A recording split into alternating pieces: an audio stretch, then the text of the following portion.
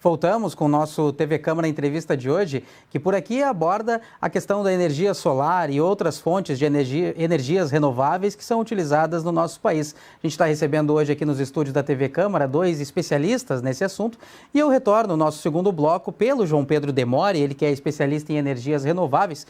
João Pedro, então vamos falar um pouco do assunto final do nosso primeiro bloco, né? Onde a gente falava dessa questão da utilização das fontes de energia e principalmente se a energia solar ainda é vista como a energia mais viável para o futuro.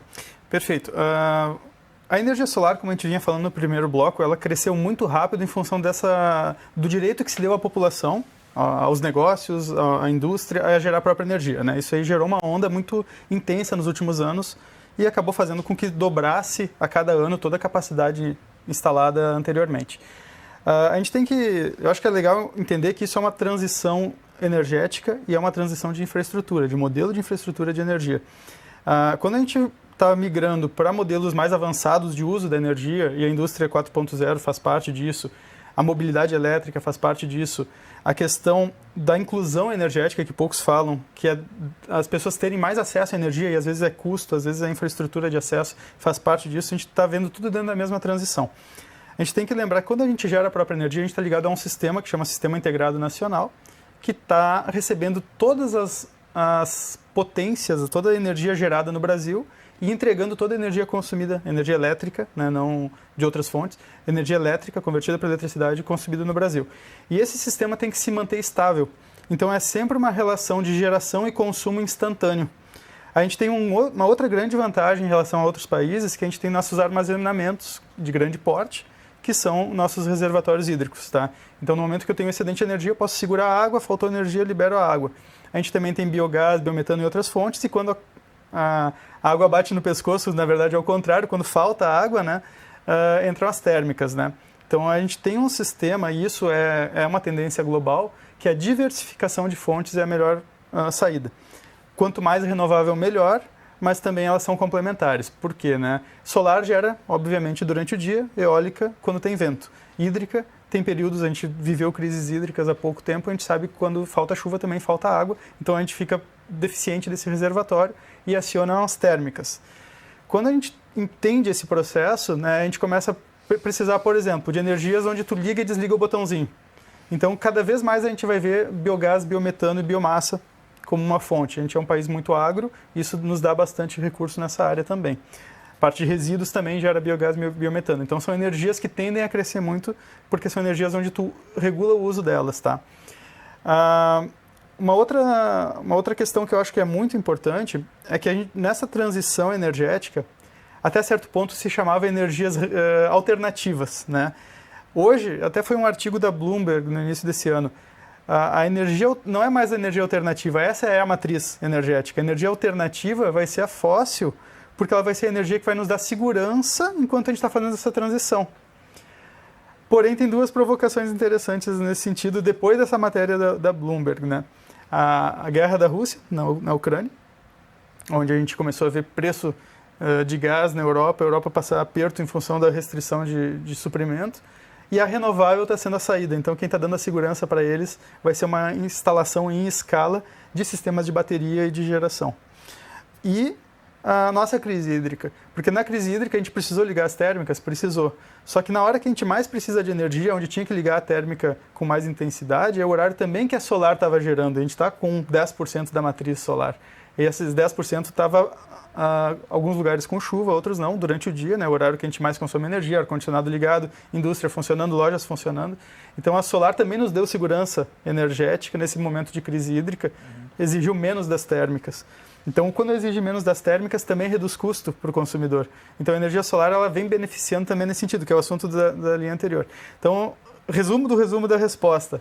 É um mix de fontes, com gestão, com descentralização, e com uma transição cada vez de menos carbono. Mas precisa de muita informação para fazer essa transição, né? Acho que isso é para ampliar um pouco a visão de como funciona essa transição energética. Tu não basta fazer uma transição de redução de carbono sem estar garantindo preço, seria caríssimo fazer uma transição direta, né? Aí não seria uma transição, seria uma revolução e não teria quem pagasse esse custo, e segurança energética, que também, por isso, ela é progressiva, né? Então a gente vai vendo essa transição acontecendo passos lentos, não são lentos, mas vão acontecendo passo a passo, mas passos mais firmes, né? Agora eu vou pensar uma fala do João Pedro para lhe perguntar, Hélio, sobre a relação de consumo e hábito, de produção e consumo, que o João Pedro falava anteriormente. Se existe um certo estudo, pesquisa, enfim, que indica uma mudança no hábito de quem faz essa mudança de fonte de energia, por exemplo, em casa, da energia elétrica para a energia solar, se esse cliente tende a gastar menos ou mais? Sim, eu vou completar uma resposta dele depois, mas vou responder a tua pergunta. O consumidor, geralmente quando ele vem ao integrador, porque hoje são apelidados, levamos os apelidos de integradores que mexe com a energia de instalação de energia solar. Então, quando esse consumidor vem até um integrador, ele vem com a conta dele de luz, mas ele já vem economizando a tempo para não gastar mais. O problema é que 3, 4 meses depois de uso, os filhos, a família em geral, começa a relaxar naquela mania de o provedor de quem paga a conta está reclamando do custo da energia. É natural que você gaste 20% a 30% a mais de energia quando o consumidor tem essa aquisição de energia solar. Então, também nós temos que continuar com essa consciência de economia para facilitar isso. Então, no trabalho de pesquisa que nós fizemos lá, nós usamos tecnologia da indústria 4.0, tipo IoT, de aparelhos que você programa eles para desligar aparelhos, ligar aparelhos em tempos determinados, para que você possa montar uma casa inteligente, que ela ajuda também a economizar. E as pessoas, porque quantas vezes você não saiu de casa e esqueceu uma luz ligada, um ventilador, um ar ligado? Então, se tu tem essa facilidade que tem essa tecnologia disponível, você pode botar essa opção também. Mas, reflito, os consumidores com mais baixa renda, que não têm esse poder aquisitivo de estar comprando essa tecnologia toda,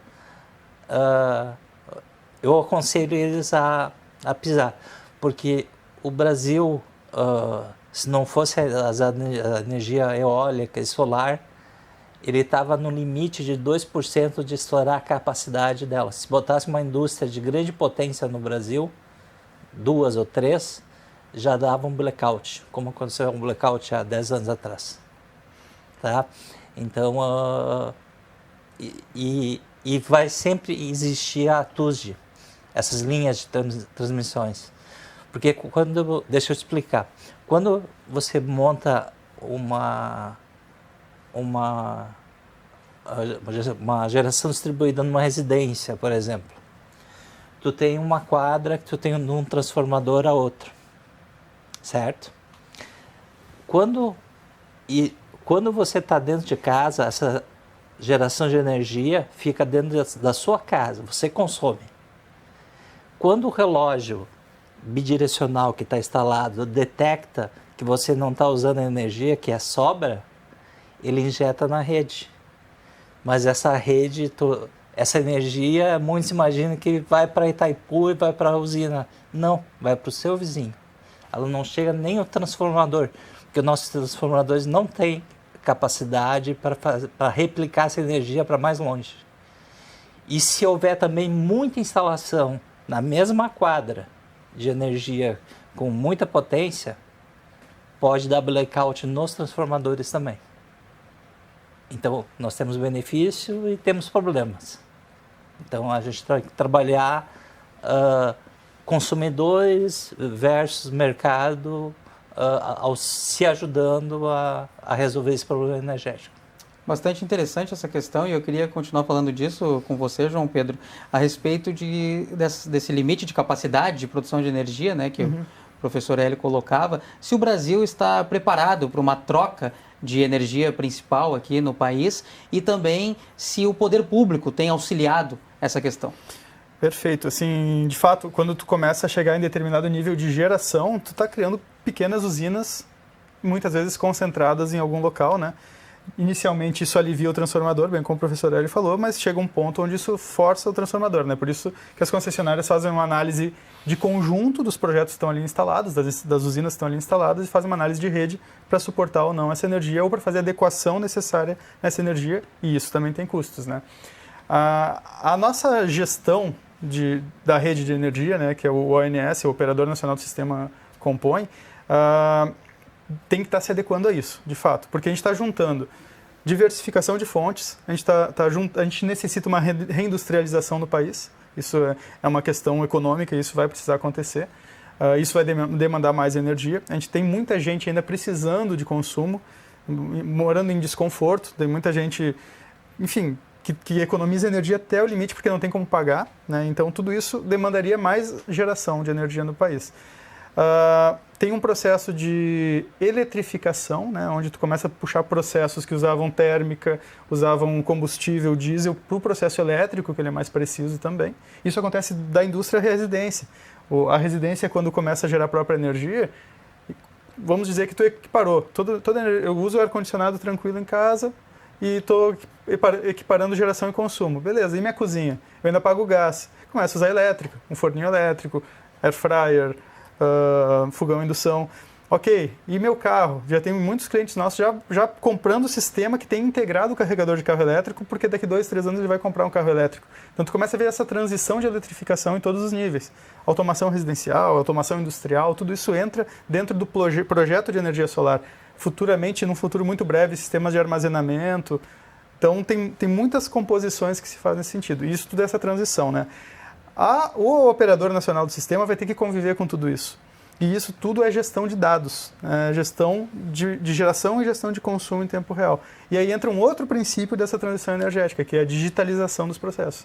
Então, de fato, a gente está indo para um modelo de geração-consumo mais complexo, um modelo de cobranças mais complexas, um modelo de mercado mais complexo. Isso envolve gestão de grande escala, falando de gestão mesmo, né? Quando a gente falou antes de legislação, a gente falou em nível federal, porque quem regulamenta tudo isso é a ANEEL, e a partir das normas da ANEEL se criou uma lei federal para dar segurança jurídica. Agora, estados e municípios podem fazer sim seu papel, muitas vezes fazendo estímulos e dando exemplos, né? Isso é uma questão bem interessante.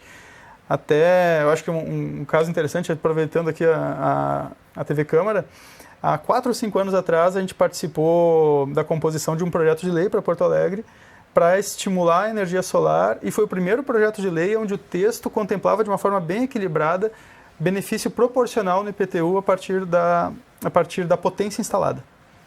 Realmente era um projeto de lei que não era binário, assim, tem tanto de desconto, não tem, porque senão também tu não é justo com o tamanho do investimento e o tamanho do benefício. E esse projeto de lei foi absorvido por diversos municípios do Brasil e Porto Alegre não botou em prática, né? A gente apresentou o projeto de lei numa auditoria da Cosman, numa semana de meio ambiente, a gente explicou os princípios dele, ia trazer muitos benefícios. Um dos pontos pouco quantificáveis que a gente apontou são os pequenos apagões de verão. São justamente aqueles apagões onde tu colapsa um transformador porque ele não dá conta de tanto ar-condicionado que tem na região. Cada ponto de geração nessa região está aliviando aquele transformador, porque a energia é menos que está buscando da rede. Então são pontos de benefício para o município, baixa pegada de carbono do município, cria uma competitividade maior no município, que isso são dados que poucos têm. Todo o dinheiro que tu deixa de pagar na tua conta de energia sobra no bolso e dinamiza uma economia local. Então quando a gente analisa hoje geração média por região, tu consegue chegar a uma quantificação aproximada de quanto que está ficando na economia local. Um mercadinho de bairro que bota energia solar e começa a economizar R$12.000 por mês, aqueles 12 mil estão no negócio dele. Então tu tem muitos benefícios também para o município que justifica sim colocar um benefício para quem instala, sabe? E Porto Alegre, como a gente falou antes, ele está muito... Porto Alegre, falando de onde a gente está falando, né? Está muito longe dos outros municípios. O Porto Alegre não desenvolveu, apesar de ser é verticalizado, ok, tem dificuldades, mas tem muito potencial ainda. A gente tem hoje, trazendo um dado para vocês dos números de ontem da ANEEL, a gente tem menos de 0,02 instalações... Não, desculpa. 1,2 instalações a cada 1.000 habitantes. Tá? Isso dá 0,2 instalações a cada 100 habitantes, por cento. É isso mesmo, vou repetir. Menos de 2 instalações a cada 1.000 habitantes em Porto Alegre. Isso é muito pouco. É uma falta de estímulo do poder público, eu diria? Pode ser também falta de estímulo. Pode ser também falta de estímulo. O estímulo ajudaria, sem dúvida, né? Pode ser outros fatores. De fato existem. As capitais nunca equiparam os estados delas em termos proporcionais, porque são mais complexas, são mais verticalizadas, a população é muito maior, né? Mas Porto Alegre tem muito campo ainda para crescer e ainda hoje, mesmo com os benefícios que a energia solar tem, valeria um empurrãozinho do poder público, tá? Naquela época a gente achou por bem tratar algumas contrapartidas de IPTU. Claro, até a crítica que a gente recebeu tem sua lógica, isso não é legislativo, seria executivo, porque IPTU é cuidado pelo executivo, ok. Mas a gente tinha vinculado alguns benefícios, pagamento antecipado para fazer jus àquele benefício e tudo mais, que também beneficiaria o caixa do município, né? Então, sim, estados e municípios podem fazer isso e o nosso estado aqui tem essa visão, né? Ok, se vamos dar algum passo no setor de energia, tem que dar vários na parte renovável, né? Isso é falado bastante aqui no governo estadual. Então, acho que isso está sendo visto, mas, de fato, acho que ainda tem espaço para o município, para o estado darem um empurrãozinho para a população aderir mais, né? Principalmente Porto Alegre. Porto Alegre está muito atrás do resto do estado em termos proporcionais, assim, instalação versus população. E ainda falando dessa questão de gestão regionalizada do estado, dos municípios aqui, Hélio, lhe pergunto, partindo do princípio que o poder público deva se preocupar com a produção de energia em todas as esferas do país, né? Lhe pergunto quão importante é o poder público conseguir dar estímulos, subsídios, enfim, nesse avanço, nessa agilidade do processo de uma eficiência energética? Porque assim, eu vejo pelos números dos subsídios, que é dado 24 bilhões, mais para combustíveis fósseis, por causa das termoelétricas, que mais estão ligadas hoje no país, há interesse, creio, seja municipal, estadual, federal, que se tenha investimentos nessa área. Porém, é uma briga de poderes, entendeu? De estadual, federal, a ANAEL com o governo, as leis, as normativas, isso tudo atrasa, entendeu? Atrasa o crescimento e dá medo à população. Tá, eu fico isento pro resto da vida, pago em 4 anos, depois eu fico isento. Tá?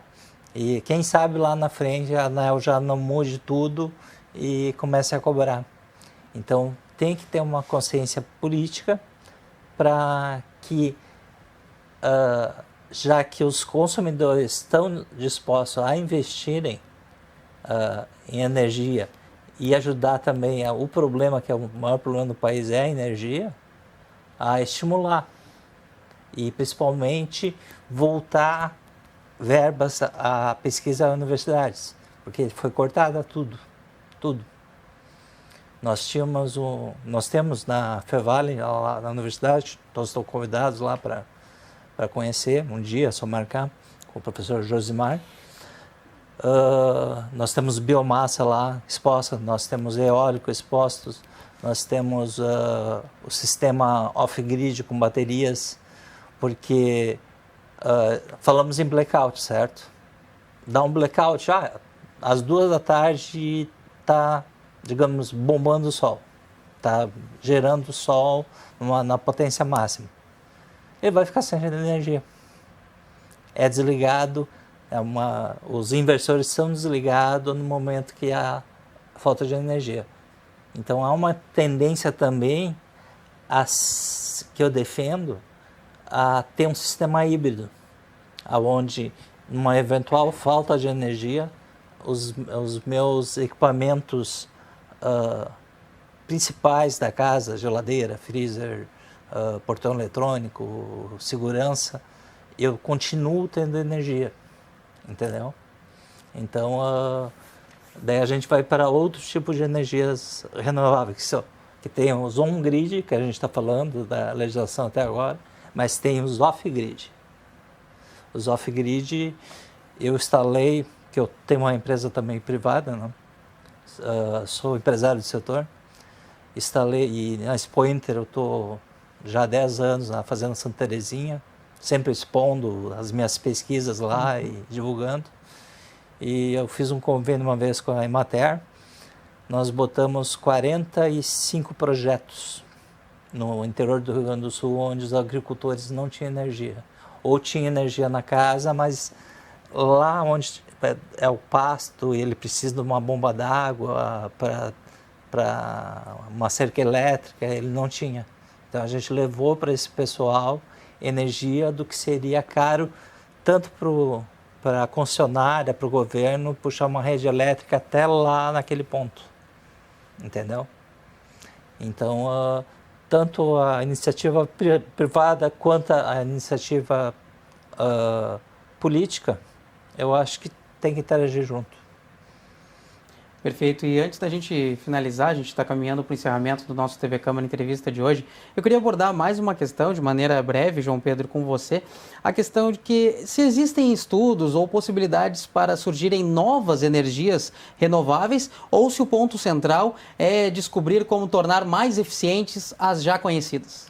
Bom, isso tudo, todas essas respostas, né? Não é ou, é e, né? O setor de energia, a gente aposta muito na diversificação, né? Então, não é só a geração certamente vão vir novidades por aí, né?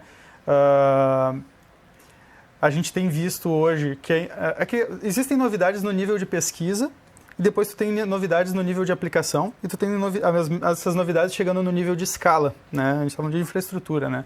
Então, isso tudo é um amadurecimento de cada tecnologia.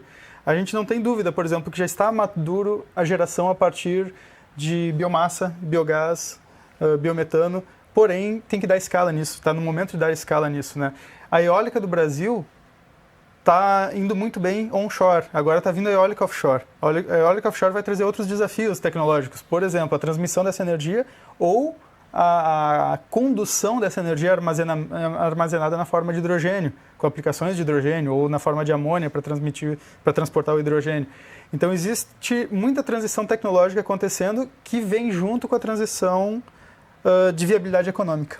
Tá? Então essas coisas acabam caminhando mais ou menos juntas. E elas, de milhares de pesquisas e soluções de laboratório, 1, 2, 3 ganham escala porque se viabilizam nesse ponto. Mas o professor Hélio tocou num ponto muito importante. O Brasil hoje, precisando se reindustrializar, olhar para uma indústria avançada em termos tecnológicos, em termos sustentáveis, tem que investir em pesquisa de base, tem que estimular essa indústria para acontecer, porque a gente tem muito campo no Brasil para isso, né? A gente tem tudo para ser uma potência mundial em energias renováveis, né?